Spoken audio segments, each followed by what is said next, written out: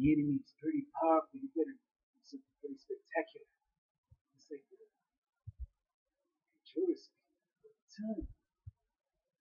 Alright, Invasion of the Astro-monster. This movie was released in December 19th of 1965, and it is the actual second film in the series to feature King Ghidorah, later known as King Ghidorah in other films, but also in this movie known as Monsterzero, mainly because in Planet X, everything's numbered, ones and twos, including zero, and I'm going to get into that right now, but this movie featuring Nick Adams, the enemy's pretty powerful, you better do something pretty spectacular. And probably the second American actor in the series after Raymond Burr to come on a Godzilla film, a kaiju film earlier on, and he's done such movies as Rebel Without a Cause, and also actually another Toho film. I'm not sure if it was his last, but I think it was. From also in the same year, he did Frankenstein Conquers the World. And I just want to talk about, before I get into the review, just a lot of the actors that come on here real quick. I want to talk about Arup Fuji. Like Glenn said, you better do something pretty spectacular if you want to change my mind. And he's probably one of my favorite actors. He's come in a lot of the Godzilla films, so he's Nick Adams' close friend, astronaut Fuji. So, and I also want to talk about Junto Fusaki, who plays the general on this movie. He's done a lot of other different films, so these people are like a lot of us. This is childhood stuff here that I'm talking about, really. And you remember these people, including Kibuki Mozana, who plays Miss Nabekawa on here. A very well-known Toho actress who also later on came back to do some films in the Millennium series. So she's really just very sought-out actress around this time, and she came in a lot of the Godzilla films that we grew up watching, and including Tatsui Terry, you know, the guy, the goofy-looking guy with the glasses. Are you serious? Who's the controller here? I don't know. I just have to do that. So I do it to entertain you guys, give you guys a little giggle here and there.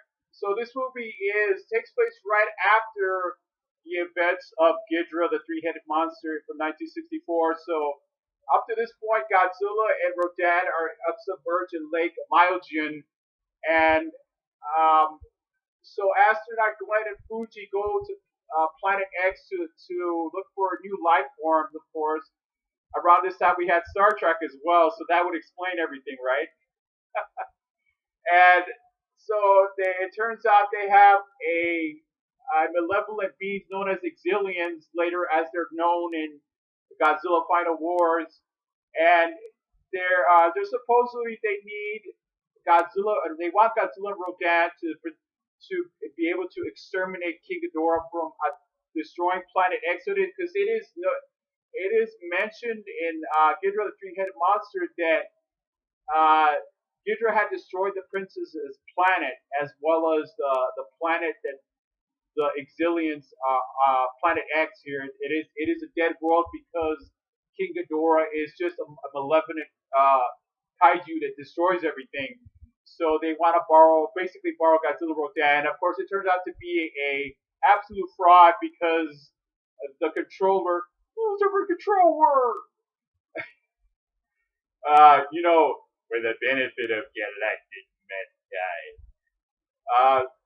It is just very laughable. The dubbing is very memorable on here because probably one of my favorite scenes is where Tatsui Terry falls inside of a trap door, and so he has this device that is I don't know, I forgot what he calls it, the Lady Guard alarm or something. I don't know. I'm not exactly sure. You guys can chop me up in the comments below.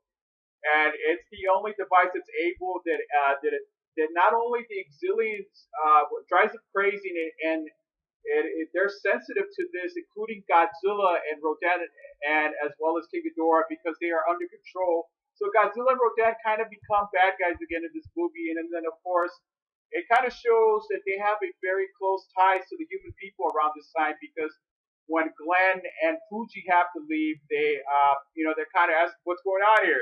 Hey, what about us? Hey, yeah, what's going on here? You forgot about me.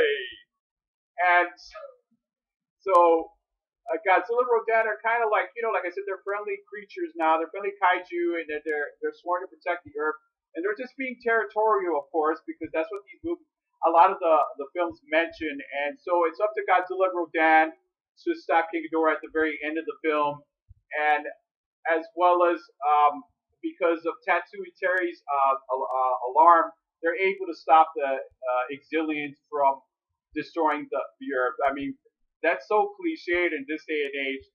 So, okay, I'm going to give this movie another 10, 10 and a half, and I'm going to give it an A plus because it's probably one of the best. My second favorite. It's kind of hard to choose, but it's probably my second favorite from the original series, the Showa series, and it just really delivers on all counts, and I really like this movie a whole lot, and I still watch it. And okay, what do you think of this video? Did you like this video? Comment on this video. Let me know what other Toho or other kaiju films that you want me to cover, or I could do a parody of them while I'm still doing the video because this is what I do. I do it for you guys to entertain you guys, to give you guys a YouTube alternative because this is okay. Don't forget to smash that bell below the notifications to know whenever I do a video. Okay, because I really need your help here. I want to try to build up 200 subscribers pretty soon because I'm at 174, and if I want you guys to know that, like I said, that this channel is still very active, and I will see you guys real soon from another review. Okay, I'll see you guys. And this has been for the